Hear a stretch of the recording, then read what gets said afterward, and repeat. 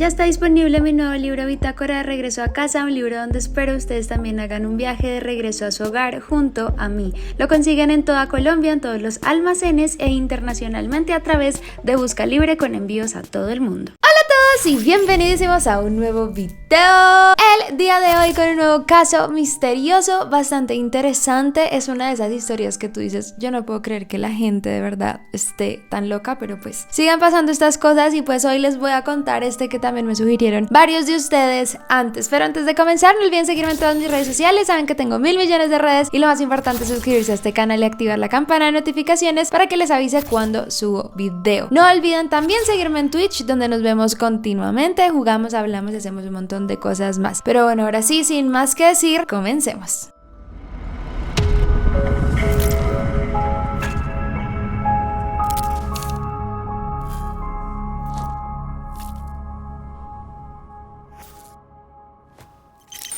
El caso de Diane Downs.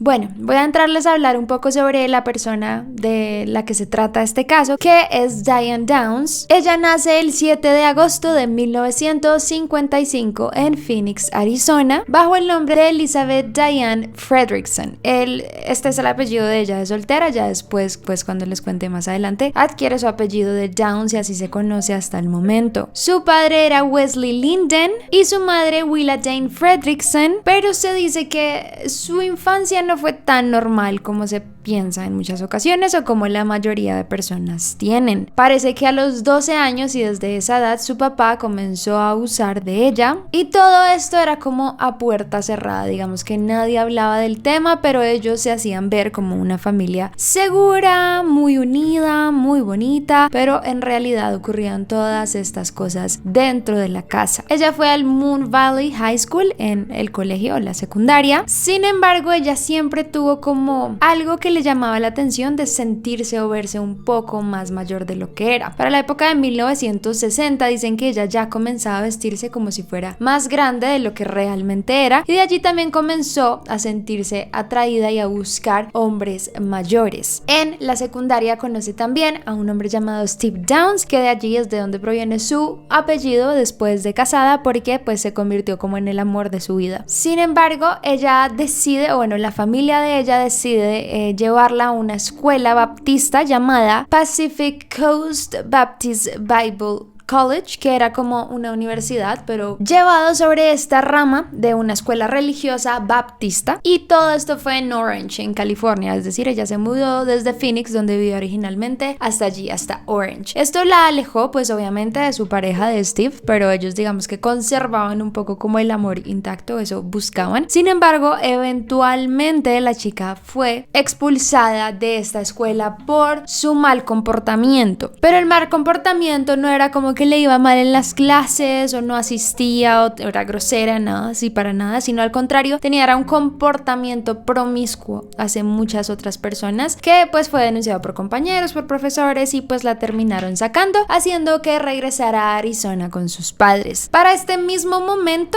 su pareja, bueno, Steve, estaba enlistándose en la Marina también de Estados Unidos, con la que se fue a prestar un tiempo servicio. Para 1973 ya ambos se hallaron en puntos de la vida donde estaban juntos, así que decidieron contraer matrimonio el 13 de noviembre de ese año e iniciar pues ya una vida juntos, digamos que independientes. Él había ya regresado de la Marina, ella pues continuó tratando de buscar otras maneras de estudiar y seguir adelante después de que la hayan sacado de la escuela, pero es allí donde las cosas comenzaron a fallar un poco. Muchos pues consideraron también que estaban un poco jóvenes, comenzaron a tener muchos problemas, y los problemas mayores de esta relación eran dos principalmente. Uno, que era el tema financiero, pues por toda esta situación que les comenté, y el segundo era por infidelidades. Y ustedes, que creo que es un pensamiento de muchas personas, creerán que se debía al esposo, según muchas creencias que todos tenemos de las sociedades en las que crecemos, pero no es así. En realidad, las infidelidades y todos estos problemas provenían justamente de Diane. Pero ellos continuaron, digamos que durante un tiempo, con este dolor silencioso, por así decirlo, y es allí donde comenzaron a tener a sus hijos, y tuvieron 3 hijos a partir del primer año desde que se casaron. La primera ya llamada Christy Ann en 1974, el segundo de ellos que era Cheryl Lynn, su segunda hija mujer, en 1976, y el último que fue un hijo varón llamado Stephen Daniel, quien nació en 1979. ¿Qué pasó? Que Diane también se convirtió en una mamá un poco despegada, incluso por el año en que nació su primera hija. Christy Ann, ella decidió irse a la marina también, como había hecho su esposo, y los abandonó durante unos meses. Ella trató de irse como para despegarse de esto también, pues todo el tema de infidelidades, y su esposo Steve se quedó a cargo de la niña. Sin embargo, solo pasaron 3 semanas hasta que volvió Diane de la naval, básicamente porque dijo que tenía muchas heridas que no le habían sido tratadas y que estaba muy mal, cosa que no era cierta. Simplemente parece que se aburrió de esa vida y pues decidió volver a su realidad. ¿Qué pasó también antes de ellos tener su último hijo? Por esa época, con tantas peleas y tantas cosas que habían, y también con opiniones que tenía su esposo Steve, decidió practicarse una vasectomía. Según la versión de Diane, esa vasectomía no le funcionó y fue ahí cuando tuvieron a su hijo Stephen. Sin embargo, el señor sabía que sí había funcionado, que sí se la habían practicado correctamente y que no había forma que ellos pudieran tener ese último hijo, así que es ahí donde él comienza a sospechar que evidentemente su hijo Stephen Daniel no es de él, sino de algún producto de las infidelidades que ella había tenido con otros hombres. Ellos siguieron peleándose muchísimo. Stephen estaba un poco cansado de la situación, de las infidelidades, también del hecho de que ella utilizaba muchas veces los embarazos para obtener lo que ella deseaba y que solo buscaba tener hijos para eso, para como que la gente la tomara diferente, la respetara un poco, pero realmente ella no estaba interesada ni siquiera en cuidar bien a los hijos o tenerlos bien y tranquilos. Incapaces de arreglar obviamente todo lo que estaba ocurriendo, ellos deciden divorciarse en 1980 y pues obviamente muchos fundamentaron en que el matrimonio se hizo a una corta edad, sin amor, donde habían muchos problemas y que incluso decían que Steve también era bastante irresponsable, le gustaba mucho todo esto del juego, de irse a casinos o cosas así, y pues era muy inmaduro para cuidar también a sus hijos. Así que siento que fue de lado y lado, pero evidentemente el mayor peso dentro de esta decisión fue la actitud y pues todo lo que realizaba Diane dentro de la relación. Después de que ocurrió todo esto, Diane se volvió también muy despegada, se volvió cada vez más negligente de sus hijos, a veces se le olvidaba darles comida, darles estudio, bueno, un montón de cosas que eran como básicas, y pues obviamente el esposo tampoco, el ex esposo, como no tenía, digamos que la custodia de los niños, tampoco les prestaba atención. ¿Qué pasó? Que para ella una prioridad se convirtió en más coquetearle a los hombres, salir con ellos, que a sus propios hijos. Por esta época ella también trató, para esta edad tenía como unos 25 años, pero trató de convertirse en una madre sustituta, es decir, como que prestar su vientre para tener hijos, porque también había escuchado, digamos que las condiciones monetarias que podría recibir a cambio de esto, así que lo intentó en un par de ocasiones, pero falló porque no pasó unas pruebas psicológicas que se requieren para, digamos que poder realizar este tipo de cosas, pero aún así ella logró en algún momento tener un cuarto hijo siendo madre sustituta, vendiéndolo al final por $10,000. Dicen que esta hija se llamaba Jennifer, pero pues ya después no se supo cuál era su identidad correcta. También por esta época dicen los abuelos que su hija, la hija mayor de ellos, le comenzó a decir a los abuelos que ya le tenía miedo como a la mamá, como que de pronto esa misma negligencia, la misma actitud hacia ellos, comenzaron los propios niños a decir sin que nadie supiera que le temían a su propia madre. Los hijos también se veían constantemente desnutridos, muy descuidados, incluso los abuelos lo trataban de cuidar, pero pues no era lo mismo, e incluso a la hija mayor se le dejaban a cargo sus otros hermanos, incluso cuando ya tenía tan solo 5 o 6 años. Para 1981, un año oficialmente después de que había terminado su matrimonio, ella conoce a un hombre por unas cuestiones de trabajo llamado Robert, que le decían Nick Knickerbocker, ese era su apellido, súper extraño, creo que nunca lo había escuchado, pero básicamente fue un hombre que la ayudó en cosas de su trabajo que tenía para ese momento, unas vacantes que ella había encontrado, y se convirtió como en un compañero de trabajo, pero Diane se comenzó a enamorar profundamente de él, decía que tenía todo, era también un hombre muy preparado, digamos que era un hombre bien parecido, bueno, un montón de cosas que le comenzaron a atraer a ella. Sin embargo, él estaba casado y también en alguna ocasión pues tuvo varias aventuras con Diane, pues ya se imaginarán, pero en una de esas aventuras él le dijo que para él los hijos de Diane eran como un obstáculo, porque él le dijo a ella, mira, yo no quiero tener hijos, yo en mi vida no tengo hijos, con mi esposa no he tenido porque justamente para mí son como un obstáculo y yo prefiero no tenerlos. Así que esto pues le causó mucha tristeza a Diane porque ella ya estaba pues obsesionada, muy enamorada de este hombre. Dicen que también por estas épocas, cuando estaba así tan obsesionada con él, escribía cartas a diario, le explicaba, le contaba cosas, incluso dicen que ella también recibía algunas cartas por parte de él donde él le prometía que iba a dejar a su esposa por ella. Pero ya ahorita nos vamos a ampliar un poco más como en este tema porque es muy importante tocarlo, pero quería como que conocieran un poco del background de la vida de esta chica para que entremos ya a los hechos que ocurrieron respecto a este caso. Era abril de 1983, Diane consiguió un nuevo empleo en Springfield, en Oregon, y era un trabajo como una empleada dentro de una oficina de correos postales o bueno, de cosas postales. Ella estaba allí pues cómoda, pero no muy feliz porque se había ido de donde estaba cerca de Robert, que era como su nuevo gran amor con el que estaba obsesionada básicamente. Llegó un día que era el 19 de mayo de 1983. Ella pensó que quería devolverse a ese lugar donde estaba Robert, pero tenía que hacer algo antes, algunas vueltas, por así decirlo, antes de organizar ese papeleo para irse de vuelta. Ella se va a visitar a una amiga de ella que vivía en esa ciudad, van a charlar un rato, ya se va con sus hijos y a eso de las 9:30 de la noche ella se devuelve por una calle que no es muy transitada llamada Old Moudwack Road. Esta es como una calle rural que era camino a su casa, que no había muchos carros, pero ella decide tomarla a esta hora porque piensa que es la manera de llegar más rápido a su casa. Todo esto les estoy contando también es como la versión que ella da de lo que ocurrió para que vayamos como conociendo punto a punto lo que pasó. Y ella dice que sus hijos estaban dormidos, que todo estaba como muy tranquilo, en silencio. Ella llevaba música, incluso ella se acuerda perfectamente de la canción que estaba sonando en ese momento, llamada Hungry Like the Wolf o algo así, que era pues supuestamente una canción que era muy famosa en este momento, y ella recuerda perfectamente cómo estaba sonando eso en la radio. Y de pronto ella ve que hay un hombre parado en el camino como pidiendo auxilio. Esta calle donde había parado había como un río al lado y al otro lado había como un gran prado, un pastizal muy grande sin absolutamente nada. Ella se trata de preguntar, como que baja la ventana y le dice como bueno, ¿qué necesitas? Pero en eso el hombre la encañona con un arma y le dice que le dé el carro. Básicamente lo que intenta obviamente es robárselo. Ella dice que comienzan como a forcejear y en ese momento ella como que baja del auto, forcejea con él para que no se lo lleve, pero el hombre como que muy hábilmente le dispara en el brazo izquierdo y ella lo que hace es intentar lanzar las llaves para que no la ataque más o como que no se lleve el carro ni mucho menos a sus hijos. En eso dice que el hombre se acerca como desde la ventana de la parte de afuera del carro y le dispara a cada uno de los niños.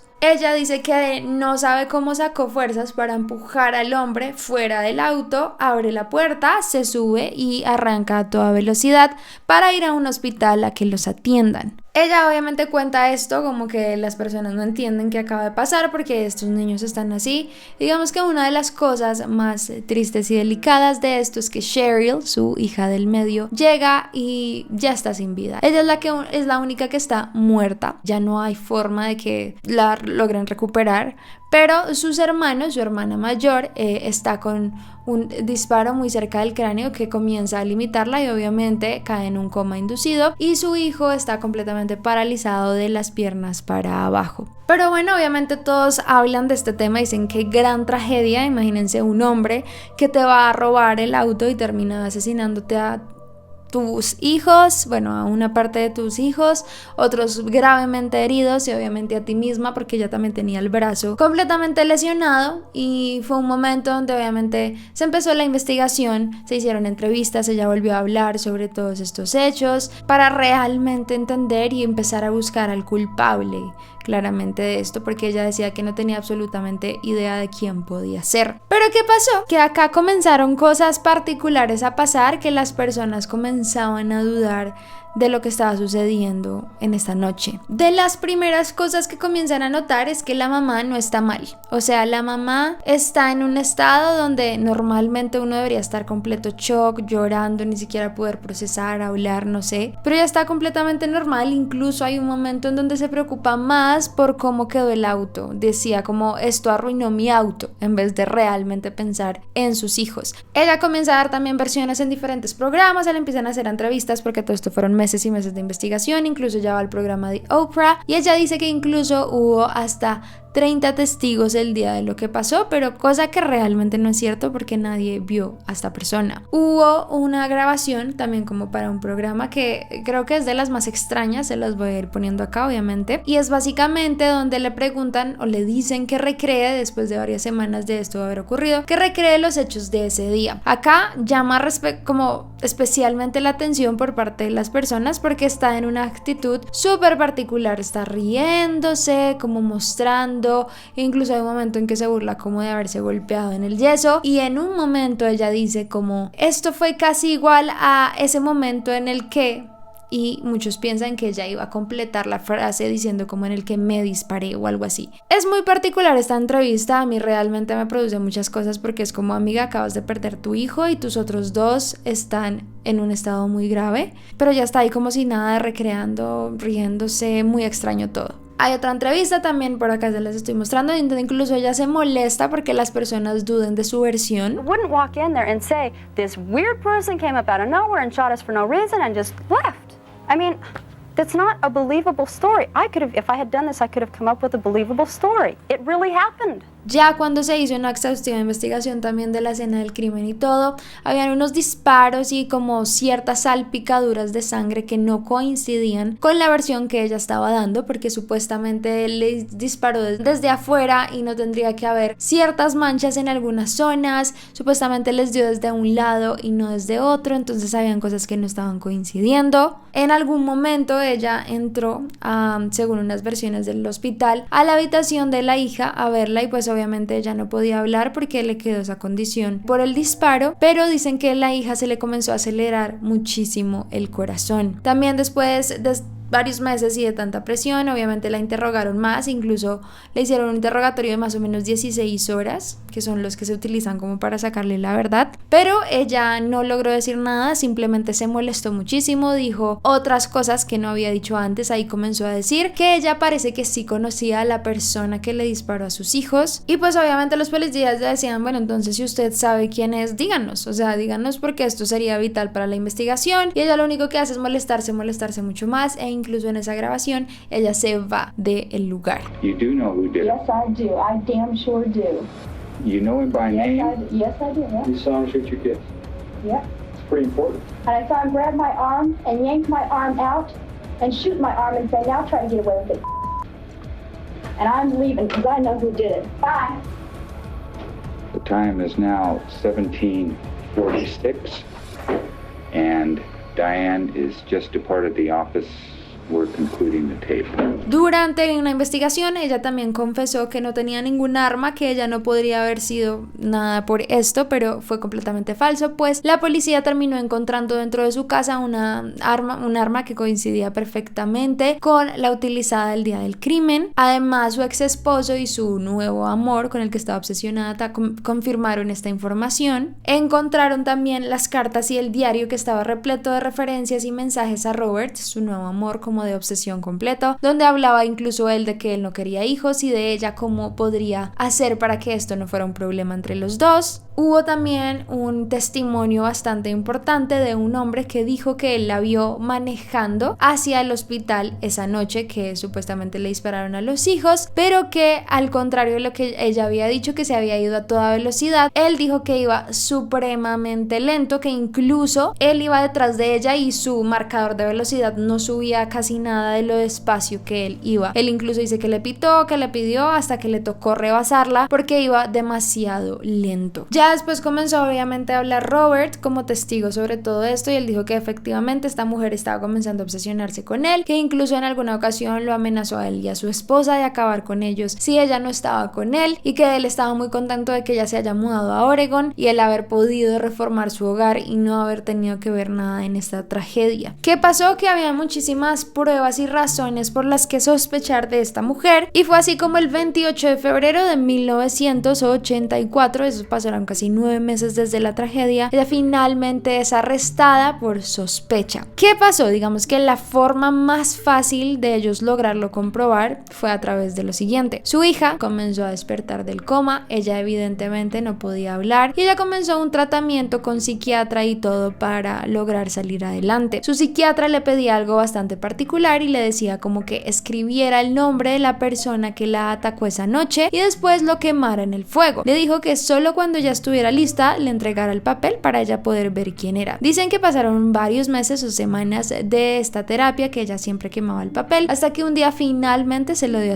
a su terapeuta y en el papel la niña había escrito mi mamá. Es así como se confirma la sospecha que tenían todos, y es que básicamente Diane disparó a sus hijos esa noche. Ya sé, es terrible, amigos. Y pues bueno, básicamente digamos que es un caso muy trágico y les voy a contar un poco primero por encima las condiciones tras este caso. Su hija Christine recibió un impacto que le provocó un derrame cerebral y por esta razón ella terminó con esta condición de no poder hablar, entre muchas otras cosas, y pues su hermano Danny, de 3 años para este momento, terminó completamente paralizado de las piernas para abajo. Ya después se cuenta la versión completa de lo ocurrido por parte de Christine, quien es la que dice todo lo que sucedió esa noche. Lo que realmente ocurrió es que su mamá, a eso de las 9:30 de la noche, estaba conduciendo por una carretera bastante desolada, no había absolutamente nadie por ahí cerca. Lo que les digo, había un río a un lado y al otro lado un gran pastizal, como estos grandes zonas donde no hay absolutamente nada. Y a eso de las 10 ella se detiene repentinamente en la carretera. Todos están un poco adormilados, pero como que no entienden. Ella se baja y dice que tiene que tomar algo del baúl, y en eso abre el baúl, es donde saca el arma y es allí donde le apunta primero a su primera hija que estaba hacia el frente.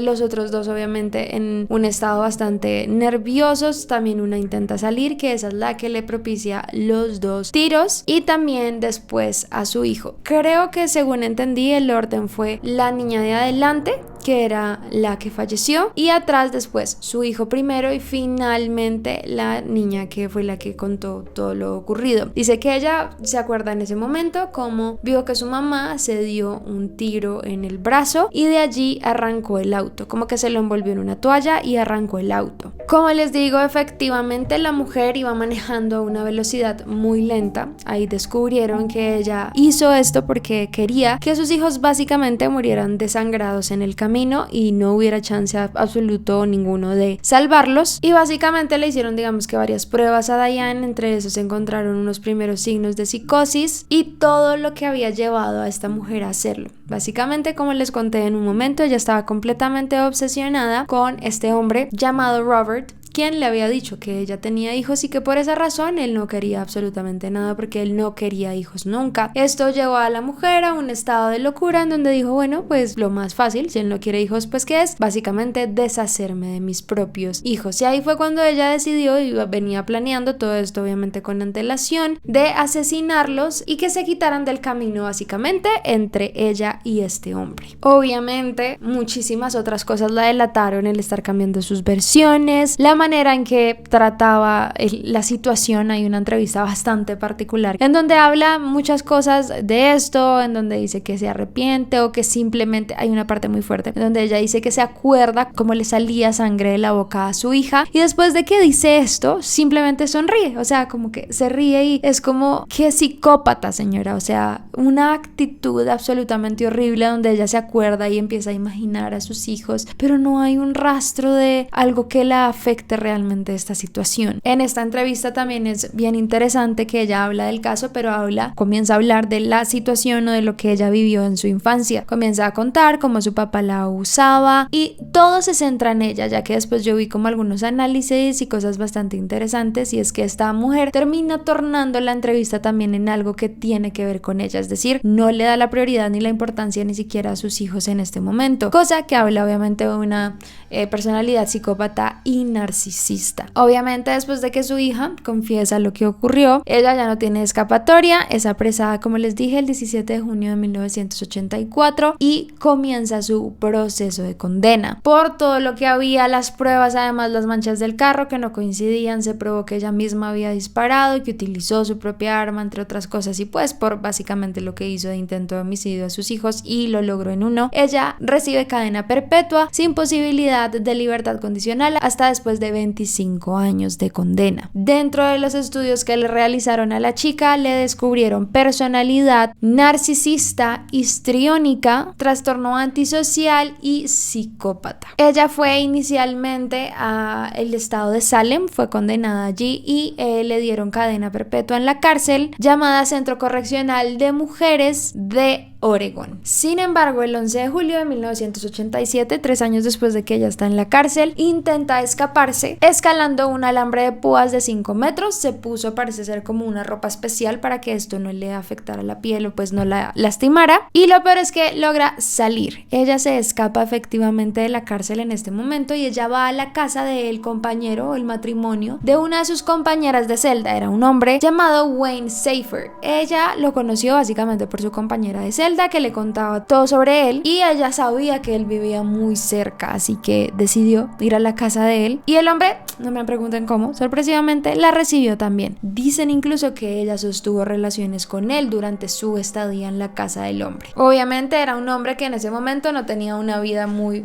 buena, estaba sin trabajo, era adicto también a diferentes tipos de drogas y básicamente vivía con lo que podía a diario. Para ese momento también los investigadores comenzaron a ver dónde podía estar, comenzaron a revisar las cosas que ella tenía, bueno, cómo había logrado escapar, y encontraron entre eso como un mapa de la ciudad que ella tenía. Trataron de entender hacia dónde pudo haber ido, y lo que hizo uno de los detectives fue comenzar, no sé si han visto que uno a veces escribe sobre otras hojas y deja marcada en la hoja de abajo lo que escribió en la de arriba, así que descubrieron que eso es lo que estaba pasando y ellos comenzaron a rayar con un poco de lápiz las posibles pistas dentro del mapa, y ahí descubrieron que ella había hecho una línea hasta la casa de este hombre, así que dijeron, bueno, no sé qué queda ahí, pero vamos a investigar, y allí fue cuando encontraron finalmente a Diane, que se estaba ocultando en ese lugar. Dicen que cuando llegaron ese día, ella intentó tomar una pistola como de aire comprimido, algo así, e intentó amenazarlos de suicidarse. Sin embargo, pues con el buen trabajo de la policía lograron evitar esta situación y lograr que ella se rindiera y poder ser apresada nuevamente. El hombre terminó recibiendo 5 años de libertad condicional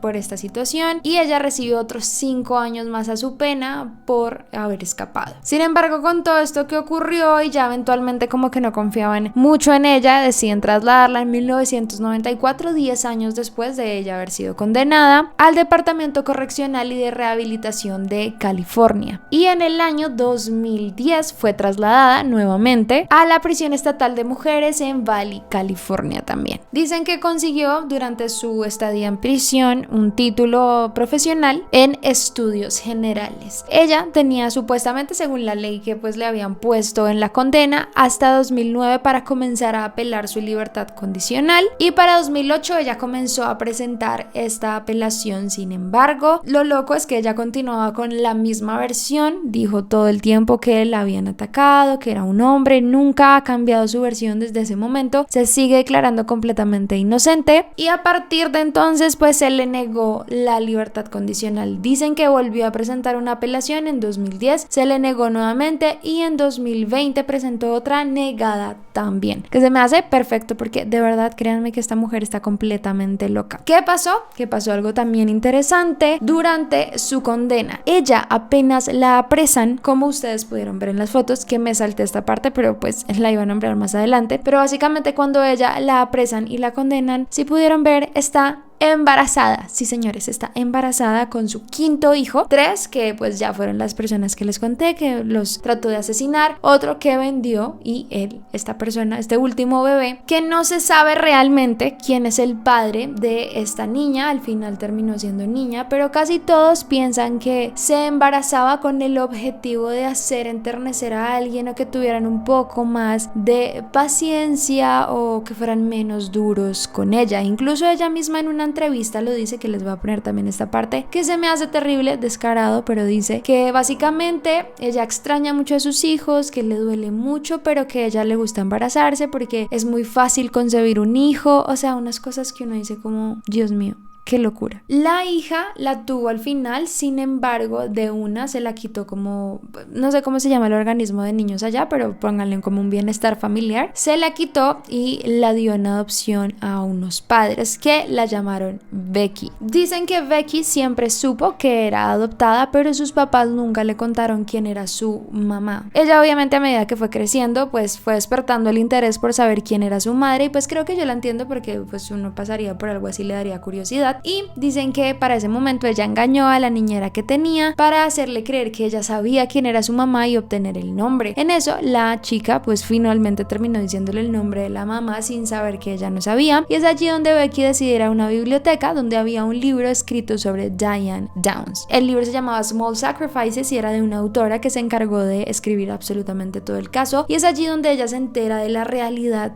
quién era su mamá. Incluso dice que vio como un especial de televisión que habían hecho sobre ella y esto le dio muy duro. ¿Qué pasó? Que enterarse de esta realidad la llevó al mundo oscuro de caer en adicciones. Ella terminó consumiendo drogas durante mucho tiempo y quedó embarazada también a los 17 años. Tiempo después tuvo un segundo hijo, pero para este momento ya decidió comenzar a cambiar la perspectiva de su mamá, por así decirlo, y comenzarla a contactar. Para ese momento ya comenzó a hablar con ella, pero se comenzó a dar cuenta que Diane tenía pues serios problemas. Comenzaba a hablar de conspiraciones, no aceptaba realmente lo que había hecho a sus hermanos, cada día le decía cosas como más irracionales y extrañas, y ahí fue cuando Becky decidió cortar de raíz la relación que tenía con ella y no tener contacto nunca más. Para esto también ella decidió recuperarse, obviamente dejar las adicciones y comenzar a hablar más desde la luz sobre su historia. Acá les estoy mostrando como imágenes de ella para que la vean, de verdad se parece bastante a su mamá, pero pues se me hace muy bien que haya decidido también tomar como otro camino. Y obviamente ustedes deben estar preguntando, bueno, ¿y qué pasó con los hermanos? Bueno, Christine y Danny, que fueron los chicos que sobrevivieron, siento que esto es muy bonito, pero fueron adoptados por parte del juez que trató el caso, bueno, el fiscal que trató el caso de Diane. Ellos no se lo dieron a su papá, porque ustedes dicen, bueno, se lo podían dar a él, pero como saben, el papá también era bastante inmaduro, era muy irresponsable, también tenía muchos problemas, y decidieron no entregarle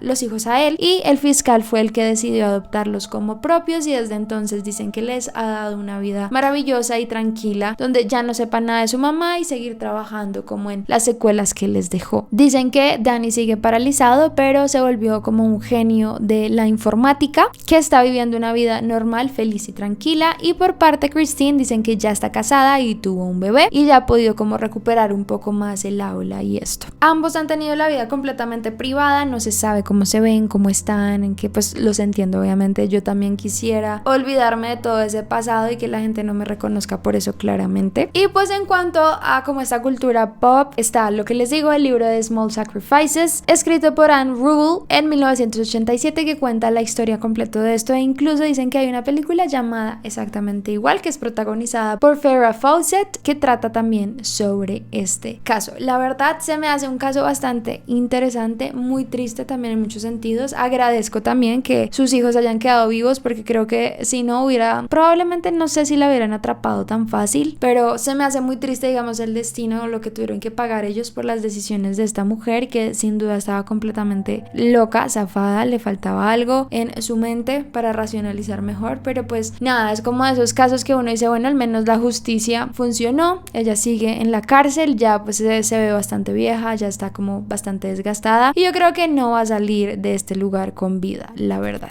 Pero bueno, ustedes cuéntenme qué piensan de este caso. Si les gustó mucho, no olviden dejarme gustar, los deditos arriba, coméntenme qué piensan de la condena, fue justa, no fue justa, también me pasó algo que de pronto no haya dicho, díganmelo en los comentarios. No olviden seguirme en todas mis redes sociales, saben que tengo 1000 millones de redes, y lo más importante es suscribirse a este canal y activar la campana de notificaciones para que les avise cuando subo video. Y ya esto es todo para este video, muchas gracias por verme, no olviden seguir sus sueños y nos vemos en el próximo.